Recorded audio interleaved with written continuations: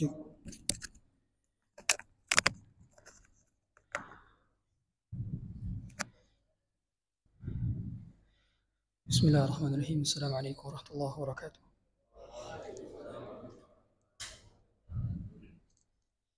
Alhamdulillah nahmaduhu wa nasta'inuhu wa nastaghfiruh wa na'udzu billahi min shururi anfusina wa sayyiati a'malina man yahdihillahu fala mudilla lahu wa man yudlil fala hadiya lahu.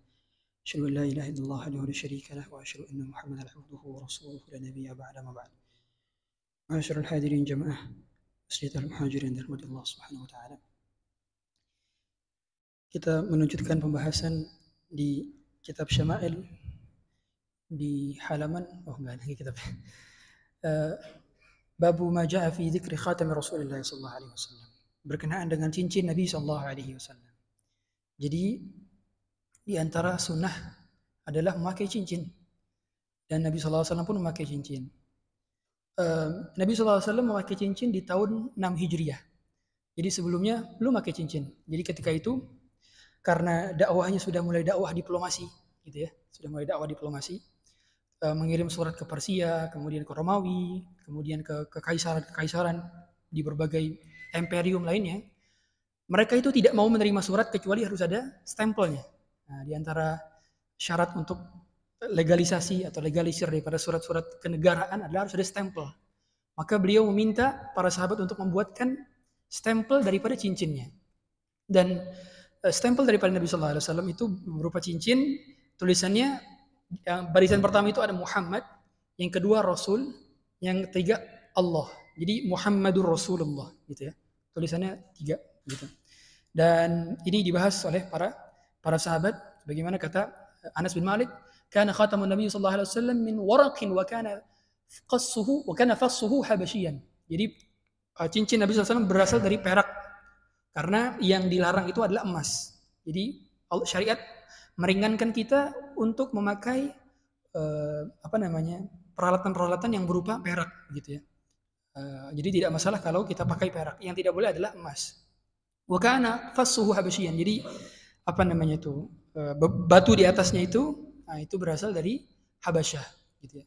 Kemudian kata Ani bin Umar anna Nabi sallallahu alaihi wasallam ittakhadha khataman min fiddatin fa kana yakhtimu bihi wa la yalbasahu. Nah, di sini Nabi sallallahu alaihi wasallam di hadis lain dijelaskan bahwa Nabi SAW tidak memakainya tapi hanya mencapnya saja. Nah, gimana cara menggabungkan dua hadis ini? Karena kontradiktif. Kata Al-Hafidz Ibnu Hajar, maknanya adalah Nabi SAW tidak punya satu doang, tapi banyak. Ya. Ada yang dipakai, ada yang cuma di stempel doang, gitu ya. Nah, itu diantara faedah daripada memakai cincin Nabi SAW. Kemudian kata Anas bin Malik juga, lamma arada Rasulullah sallallahu alaihi wasallam an yaktuba ila al-ajmi qila lahu innal ajma la yaqbaluna illa kitaban alaihi khatam fasna khataman fa ka'anni anzuru ila bayadi fi kaffi.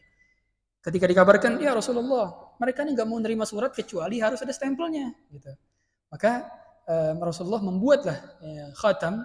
Kemudian Anas bin Malik melihat khatamnya itu berada di telapak tangan Rasulullah SAW dan berwarna putih. Berarti tandanya itu adalah perak gitu ya. Kemudian kata Anas bin Malik lagi, kana naqshu khatami Rasulullah sallallahu alaihi wasallam Muhammadun satrun wa rasulun satrun wa rasulu satrun wa Allah satrun. Jadi bentuk tadi ya, ciplakan. Jadi agak sedikit menonjol tulisan Muhammad, Rasul, Allah itu menonjol daripada cincin beliau sallallahu alaihi wasallam. Kemudian kata Anas bin Malik, anna Nabi sallallahu alaihi wasallam kataba ila Kisra wa Qaisar wan Najashi. Faqila lahu innahum la yaqbaluna kitaban illa bi khatamin. Fasagha Rasulullah sallallahu alaihi wasallam khataman halaquhu fiddatun wa nuqisha fihi Muhammad Rasulullah. Tadi ya. Jadi Nabi mengirim surat kepada Raja Persia, kemudian Raja Romawi dan Habasyah atau Najasyi. Ya, itu diantara imperium yang sudah ada sebelum Islam. Sebelum Islam. Kemudian dari Anas lagi. Jadi Anas ini paling sering dengan Nabi sallallahu alaihi wasallam gitu ya. Makanya khadim Rasulullah sallallahu alaihi wasallam itu gak cuma Anas doang sebenarnya. Ada Abdullah bin Mas'ud juga. Abdullah bin Mas'ud nih, kalau Anas tadi kan dia biasanya bantuin megang selendang Nabi kan. Kemudian sarung Nabi dipegangin sama dia kalau Nabi lagi ke kamar mandi. Ada juga bagian siwak dan bagian sendal ya, di antara Abdullah bin Mas'ud. Jadi kalau gitu ini departemen sendal dan departemen siwak. Nah, itu adalah Abdullah bin Mas'ud. Jadi kemana Nabi sallallahu alaihi wasallam kalau siwaknya sudah kelihatan kusang begitu ya, digantilah oleh Abdullah bin Mas'ud. Dia manjat pohon, kemudian dia cari batang yang paling baru, kemudian diberikan kepada Nabi sallallahu alaihi wasallam gitu ya. Sampai-sampai ketika dia manjat pohon, tersingkap tuh apa namanya betisnya kelihatan. Terus dikatakan para sahabat, ya Rasul, lihat betisnya itu, betis Abdullah bin Mas'ud kecil sekali, seperti lidi katanya. Kemudian kata Rasulullah membela Abdullah bin Mas'ud, ketahuilah betisnya itu lebih berpahala daripada daripada gunung, daripada berat gunung, lebih berat daripada beratnya gunung. Allah Akbar. Jadi Abdullah bin Mas'ud orang kecil, kurus. Nah, tapi beliau khidmat kepada Nabi sallallahu alaihi wasallam. Ada juga yang bagian tadi apa ya? Bagian jagain kudanya Nabi sallallahu alaihi wasallam. Bagian jagain kudanya Nabi sallallahu alaihi wasallam gitu ya. Ada juga yang bagian penuntun jalannya Nabi sallallahu. Kalau Nabi mau safar, nah ditunjuk kepada sahabat untuk menuntun. Ada tuh, jadi bagian-bagian. Allah Akbar. Ya, jadi mereka sukarela untuk menjadi khadim Rasulullah SAW. Ya, tidak digaji, tapi berkhidmat. Ya, luar biasa. Kalau kita di zaman tersebut, saya mikir ketika baca ini, Allah, saya kalau di zaman ini mungkin jadi debu yang menempel di bawah sendal Rasulullah SAW. Saya nggak pantas jadi debu yang nempel di bawah sendal Rasulullah. Allah Akbar. Tapi begitulah para sahabat radhiyallahu alaihim ketika memuliakan beliau sallallahu alaihi wasallam. Ya. Kemudian kata Abdullah bin Umar, ittakhadha Rasulullah sallallahu alaihi wasallam khataman min waraqin, فكان في يده ثم كان في يد أبي بكر ويد عمر ثم كان في يد عثمان حتى وقع في بئر أريس نقشه محمد رسول الله. Jadi cincin Nabi sallallahu alaihi wasallam ketika beliau wafat, maka yang memakai adalah Abu Bakar. Ketika Abu Bakar wafat, yang memakai adalah Umar bin Khattab. Ketika Umar bin Khattab wafat, yang memakai adalah Utsman bin Affan. Nah, ketika Utsman bin Affan suatu ketika beliau lagi wudu, begitu ya, lagi wudu. Kemudian dilepas itu kan cincinnya, ya. Ditaruh di pinggiran sumur tersebut, jatuh gitu kan, qadarullah ya. Sehingga cincin Rasulullah SAW itu sudah hilang di sumur tersebut gitu ya. Jadi kalau ada orang yang mengaku ini ada cincin Nabi SAW, orang udah hilang kok. Dibawa ke sumur gitu kan. 3 hari 3 malam dicari sama Utsman bin Affan, enggak ketemu gitu ya. Konon katanya yang menjatuhkan itu bukan Utsman, tapi ada seorang sahabat yang yaitu menjadi pelayannya Utsman bin Affan. Dan juga Nabi SAW pernah masuk ke dalam ke kamar mandi, ke hammam gitu ya. Makanya kata Anas bin Malik, anna Nabi SAW kana idza dakhala al-khala naza'a khatamah. Nabi kalau mau masuk kamar mandi, dilepas dulu cincinnya. Dilepas, ditaruh baru masuk kamar mandi, atau dititipin ke Anas bin Malik biasanya. Jadi karena ada tulisan Muhammad Rasulullah, oleh karena kita nggak boleh bawa kitab ya, atau ada tulisan HP lagi di kamar mandi, lagi ada tulisan-tulisan yang ada syiar-syiar daripada agama Islam, itu tidak boleh ya. Apalagi tulisan-tulisan ada tulisan Allah, ada tulisan ayat dan sebagainya, itu tidak boleh, harus dikeluarkan. Nah, para ulama dahulu saking mereka memanfaatkan waktunya, Allah Akbar. Saya ketika baca ini, kok bisa gitu ya? Jadi mereka pelit sama waktu. Ya. Ke kamar mandi, makan itu tuh dihitung menit per menitnya. Sehingga kalau masuk kamar mandi, itu mereka minta bacain ke temennya. Ya, nih ente bacain, saya masuk kamar mandi dulu. Nanti ente keras-kerasin bacanya itu.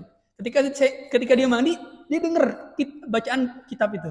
Nah, jadi ketika di kamar mandi pun bisa dapat ilmu. Allah.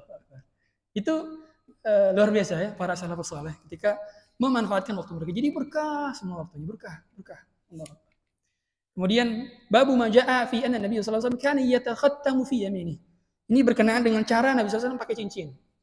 Nah, beliau sallallahu alaihi wasallam pakai cincin dalam beberapa, ini kebanyakan memang pakai cincin di jari kelingking ya. Memang sunnah daripada laki-laki kalau mau pakai cincin di jari kelingking di kanan.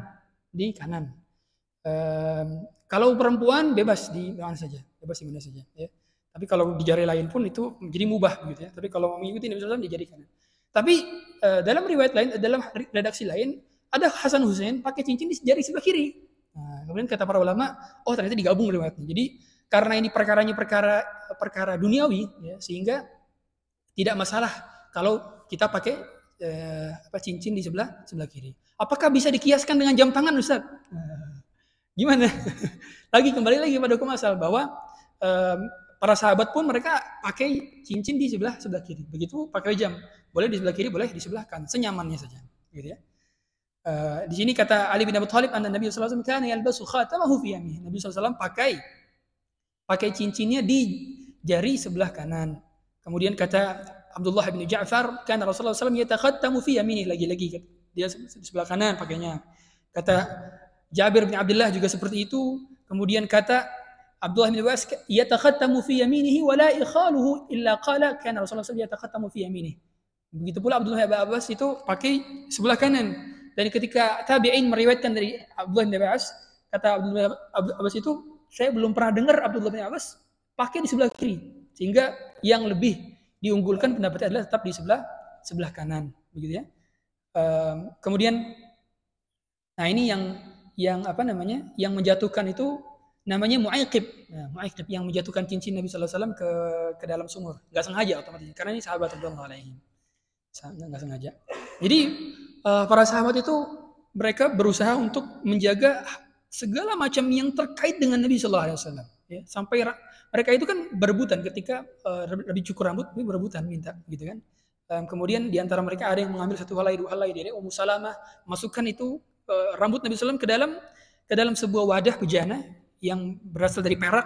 Kemudian ketika nanti ada sahabat yang sakit atau tabi'in yang sakit, maka rambut tersebut dimasukkan ke dalam air, kemudian air tersebut dimandikan atau diminum. Ya, diambil keberkahannya. Apakah masih ada sekarang rambut Rasulullah? Masih ada apa enggak? Kalaupun mereka mengaku itu rambut Rasulullah, maka itu tidak bisa dijamin kevalidasinya. Ya. Validitas daripada rambut tersebut tidak dijamin karena tidak ada sanadnya. Tidak ada sanadnya.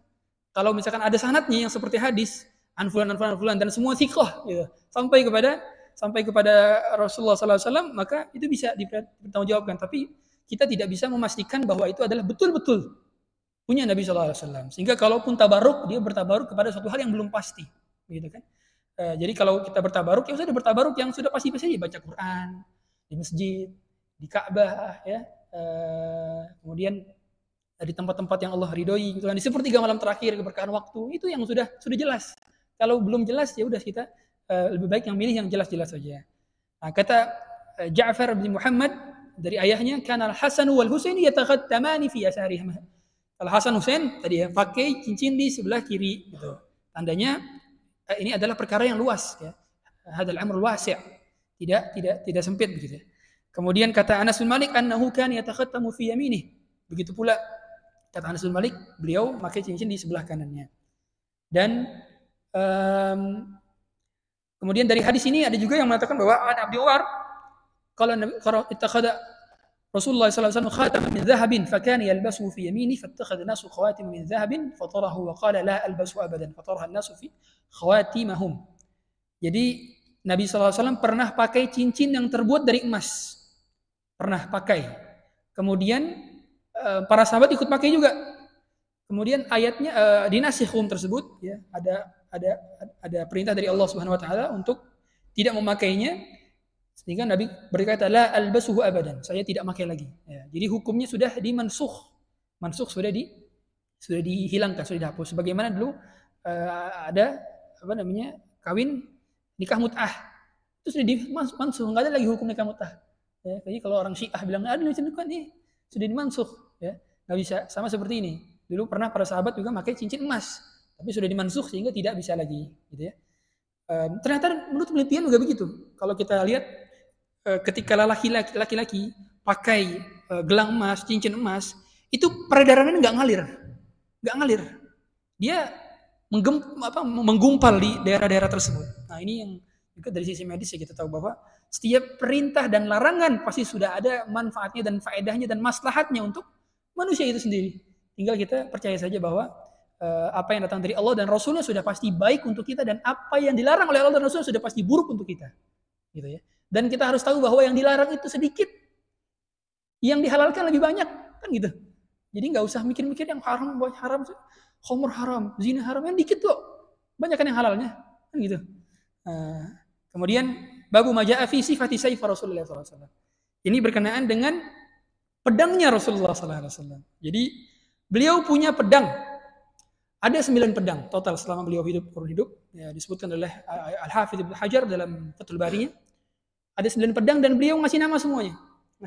Di antaranya namanya Al-Ma'thur, kemudian Al-Adb, kemudian Dzulfiqar, kemudian Al-Battar, kemudian Al-Hatf, kemudian ada lagi namanya itu ini Al-Qadib, Al-Qadib, Al-Qal'i, kemudian Ar-Rasub, ya. Dan satu lagi saya lupa itu. Itu ada 9 namanya. Dan apa faedahnya?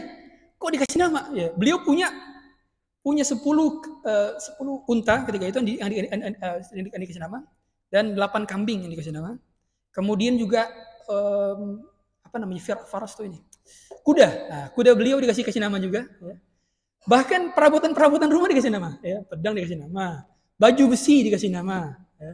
Jadi di antara sunnah Nabi sallallahu alaihi wasallam adalah memberi nama kepada benda-benda.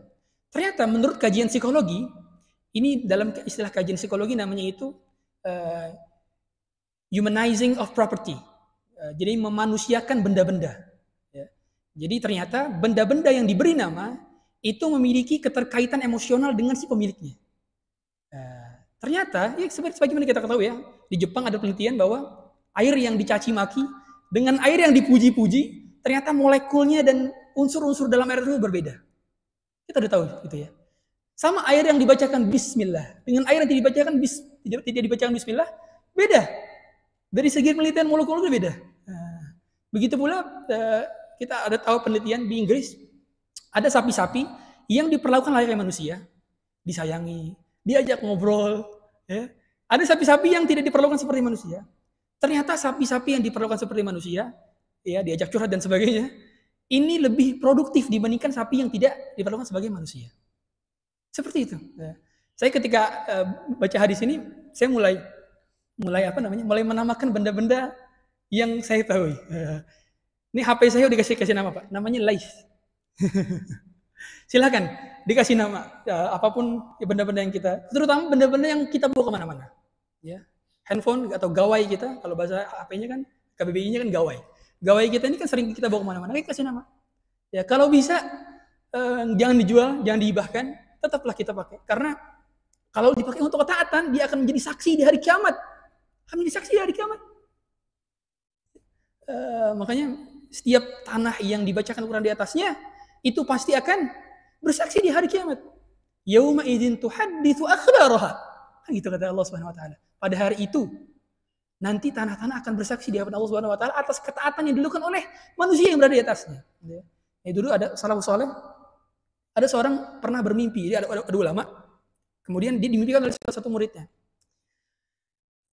Muridnya mimpi rumah gurunya itu tinggi menjulang ke langit dan ada ruangan yang menjulang juga melebihi bagian rumah lainnya. Kemudian dilaporkan kepada guru ini, wahai guru, saya bermimpi melihat rumahmu tinggi sekali. Ya. Kemudian guru tersebut tersenyum saja. Ketahuilah, sesungguhnya tidak ada satu jengkal di rumahku kecuali aku pernah khatam Quran di sananya. Bahkan anak-anak tangga yang pernah ada di rumahku, setiap anak tangga tersebut pernah aku khatam di atasnya. Allahu Akbar. Dan kamarku, ruangan ini, tidaklah aku pernah menghatamkan beribu-ribu kali berada di dalamnya. Allahu Akbar. Ya. Itulah semangat para salafus saleh, berkah waktunya. Mereka tahu bahwa tanah akan menjadi saksi, HP akan menjadi saksi, Quran yang kita baca akan menjadi saksi. Makanya dulu ketika saya hafal Quran di pondok, kata musyrif saya, kamu jangan pernah ganti Quran. Kalau bisa jangan pernah ganti Quran. Karena ketika nanti ganti Quran, nanti dia nggak bisa menjadi saksi lagi. Mana tahu? Makanya kalau udah robek sedikit, lakban. Robek sedikit, lakban. Gitu terus. Ya. Makanya terutama yang hal-hal benda yang sering kita pakai untuk ketaatan, nah usahakan itu diberi nama, gitu ya. Nah berkenaan dengan tadi ya, dengan tadi bahwa Nabi SAW itu kan tadi ya, stempel, bab stempel segala macam gitu ya, cincin itu harus pakai stempel. Tandanya dakwah melalui diplomasi, dakwah melalui nasihat, dakwah melalui tausiah, dakwah melalui kultum dan sebagainya, itu lebih diutamakan daripada dakwah melalui peperangan. Ya. Karena beliau tahu kan, sebelum mengadakan peperangan dikirim dulu surat-surat. Ya. Barulah ketika memang tidak menginginkan untuk masuk Islam dan mereka tidak mau bayar jizyah, maka baru diperangi. Seperti itu tahapan-tahapan dalam berdakwah. Ya, ada fiqh dakwah namanya. Nah di sini kata Anas bin Malik, kanat qabi'atu sayfi Rasulullah sallallahu alaihi wasallam min fiddah. Qaibah itu gagang, ya, gagang pedang Nabi SAW itu berasal dari perak Ya, berasal dari perak. Kemudian dari sahabat Sa'id bin Abil Hasan, kanat qaibatu sayf Rasulullah min fiddah, lagi-lagi sama tadi riwayatnya. Kemudian dari Abdullah bin Sa'ad, dakhala Nabi sallallahu alaihi wasallam, dakhala Rasulullah sallallahu alaihi wasallam Makkah yaum al-fath wa ala sayfihi dhahabun wa fiddah. Nabi sallallahu alaihi wasallam ketika masuk ke Makkah, ketika Fathu Makkah, ya. Ketika itu beliau pakai apa namanya nih? Pakai topi perang, ya, pakai topi perang dari besi. Kemudian pakai bawa pedang, ya. Pedangnya itu gagangnya dari perak, dan sebagian dari emas, Ala sayfihi dhahabun wa fiddah, tapi dominannya adalah perak. Kanat qabi'atu sayfi fiddah, gitu lagi. Kemudian dari Ibnu Sirin, sana'tu sayfi ala sayfi Samurah bin Jundub. Saya berusaha buat pedang sama seperti pedangnya Samurah bin Jundub, sahabat. Wa za'ama Samurah annahu sana'a sayfahu ala sayfi Rasulullah sallallahu alaihi wasallam kana hanafiyan. Dan Samurah bin Jundub yakin bahwa pedangnya itu mirip dengan pedang Rasulullah sallallahu alaihi wasallam. Ya. Jadi di antara riwayat musalsal, ya, makanya ada hadis yang diriwayatkan cuma di hari Jumat doang. Ada hadis yang ketika didengar pertama kali maka dia nggak pernah meninggalkan hadis itu sampai dia wafat. Yang tadi ya, man shalla 12 raka'atan fi yawmin wa lailah buniya lahu bihinna baitun fil jannah. Ya. Riwayatnya itu dari tabi'in ketika mendengarkan hadis, "Fama taraktuhunna mudhu sami'tuhunna min Rasulillah sallallahu alaihi wasallam." Saya belum pernah meninggalkan hadis ini semenjak saya mendengarkan ini dari fulan. Saya belum pernah meninggalkan amalan hadis ini semenjak saya mendengarkan dari fulan, terus gitu, ya. Subhanallah. Semangat para sahabat. Gitu pula kita hendaknya kalau sudah tahu ada amalan satu, udah jangan sampai tinggalkan sampai kapan? Sampai meninggal doang. Selesai meninggal selesai. Tinggal kita lihat nanti amalan kita di surga. Gitu ya. Kemudian babu ma jaa fi sifati dir'i Rasulullah sallallahu alaihi wasallam. Sifatnya baju besi Rasulullah sallallahu alaihi wasallam. Nah, ini dari Zubair bin Awam. Kana 'ala Nabi sallallahu alaihi wasallam yauma Uhudin dir'an. Fa nakhada ila as-sakhrah. Nabi sallallahu alaihi wasallam ketika perang Uhud pakai baju besi 2 lapis. Padahal beliau adalah sayyidul mutawakkilin. Pemimpinnya orang yang paling bertawakal di bumi.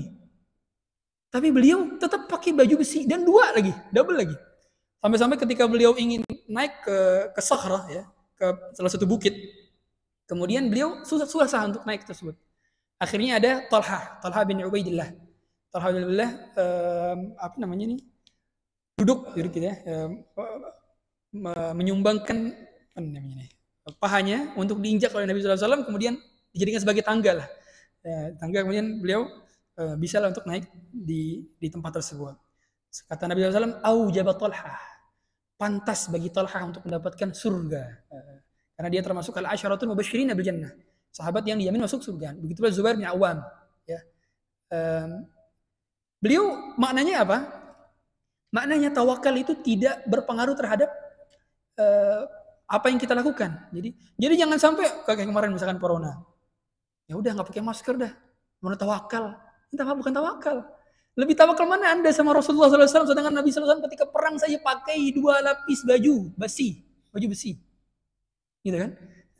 Jadi kalau kita bertawakal maknanya tidak menggantungkan sesuatu kepada benda tersebut. Ya, tidak bersandar kepada benda tersebut, tapi bersandar kepada Allah SWT. Tapi tetap menempuh sebab-sebab syar'i atau sebab-sebab kauni, gitu ya. Jadi mengapa Nabi SAW naik di atas bukit tersebut? Karena dijelaskan oleh Syekh Abdul Razak bin Abdul Muhsin Al-Badr, min ajli an yarahul muslimun, supaya nanti kaum muslimin itu melihat dari belakang atau dari depan, sehingga nih pemimpinnya masih hidup gitu loh. Masih ada begitu kan? Dan mereka lebih tenang kalau misalkan panglima perangnya atau Rasulullah SAW itu masih hidup, lebih tenang, dan mereka lebih mudah untuk berkumpul di suatu lokasi, titik perkumpulan lokasi gitu ya. Kemudian dari Sa'id bin Yazid an Rasulullah SAW kana alaihi yawma Uhudin dir'an qad dhahara bainahuma, ya, Nabi SAW pakai dua baju besi tersebut. Kemudian berkenaan dengan sifati mighfar Rasulullah SAW, topi besi. Nah, ini topi besi ya. Lagi daripada Anas bin Malik paling sering lihat Nabi SAW, ya. Dakhala Makkah wa alaihi mighfar. Beliau ketika masuk Mekah, ketika Fathu Mekah, ya, semua orang Mekah nunduk kayak itu. Karena sudah ditaklukkan kota Mekah semenjak beliau hijrah ke Madinah. di tahun 9 Hijriah kalau tidak salah. Ya.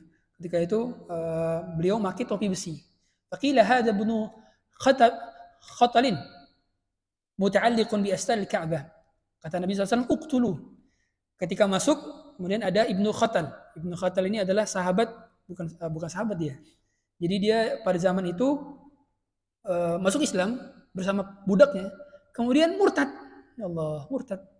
Setelah murtad, dia mencaci maki Rasulullah SAW, gitu ya. Terus menyiksa budaknya yang sudah masuk Islam tersebut. Kemudian dia nyewa biduan wanita, tugasnya tiap hari caci maki Rasulullah. Allahu Akbar. Ya. Kemudian akhirnya dia jadi buronan karena ketika itu dia sudah di Madinah, pergi kabur ke Mekah. Nah, di Mekah, kata Nabi, dia ngumpet di belakang Ka'bah. Kata Nabi SAW, uqtulu, bunuh dia.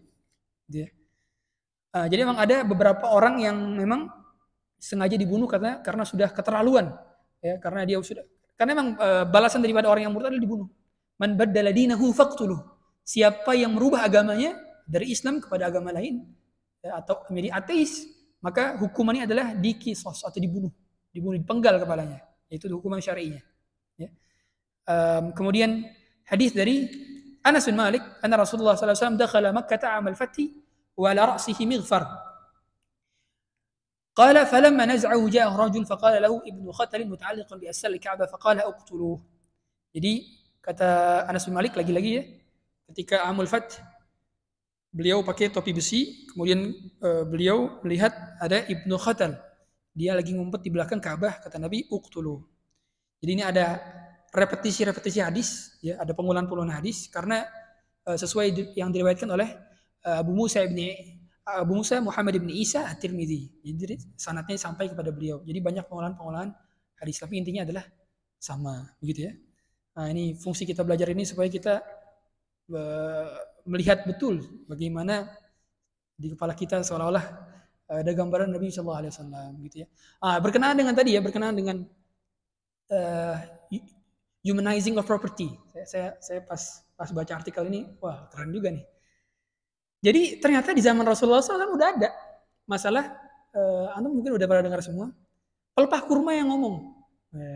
Jadi ketika Nabi SAW berkhutbah, itu sebelumnya beliau itu bersandar di pelepah kurma. Kemudian karena sudah banyak orang-orang sudah banyak, jemaah sudah banyak, maka para sahabat itu wanita Ansor, dia buatin mimbar untuk Nabi SAW supaya Nabi itu bisa kelihatan, gitu kan, nggak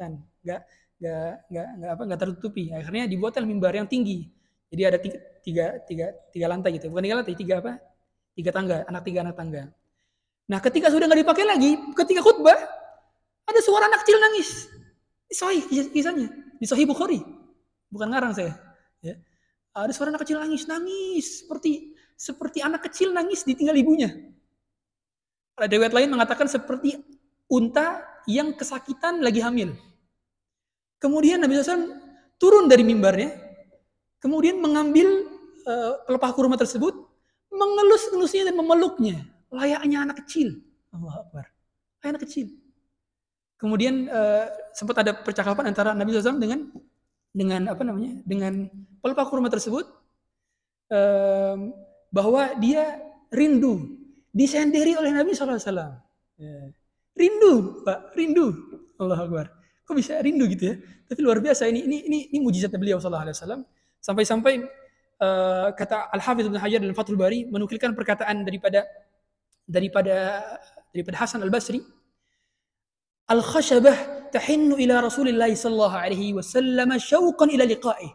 Kalau kayu saja ini, pelepah kurma saja bisa rindu untuk bertemu dengan Nabi sallallahu alaihi wasallam. Rindu kalau tidak dipakai lagi. Fa antum ahaqqu an tashtaqu ilaihi, maka kalian, berkata kepada para tabi'in lain, kalian lebih pantas untuk rindu kepada Rasulullah sallallahu alaihi wasallam. Kita lebih pantas untuk rindu pada beliau. Lebih pantas untuk rindu untuk bertemu beliau. Oleh karena itu bagian kita belajar ini ada supaya kita memupuk kerinduan itu pada beliau. Sehingga ketika nanti bertemu, semoga Allah ketemu kita beliau, di telaganya kita bisa mendapatkan air minum yang beliau SAW tuangkan sendiri dengan tangannya yang mulia. Nah, itu adalah fungsi daripada kita belajar sirah daripada Syama'il Muhammadiyah. Ya. Jadi kata Ibnu Hatim juga menjelaskan ini. Kalau Nabi Isa bisa menghidupkan orang yang mati, maka Nabi SAW lebih hebat lagi. Beliau mampu mendengarkan suara-suara benda yang sebelumnya tidak mampu berbicara, tapi Allah buat menjadi bisa berbicara. Ya. Luar biasa. Ada pertanyaan? Tidak ada pertanyaan. Subhanakallahumma wa bihamdika asyhadu an la ilaha illa anta astaghfiruka wa atubu ilaik. Sallallahu ala nabiyyina Muhammadin wa ala alihi wa sahbihi wa sallam. Assalamualaikum warahmatullahi wabarakatuh. Silakan snacknya Pak ya.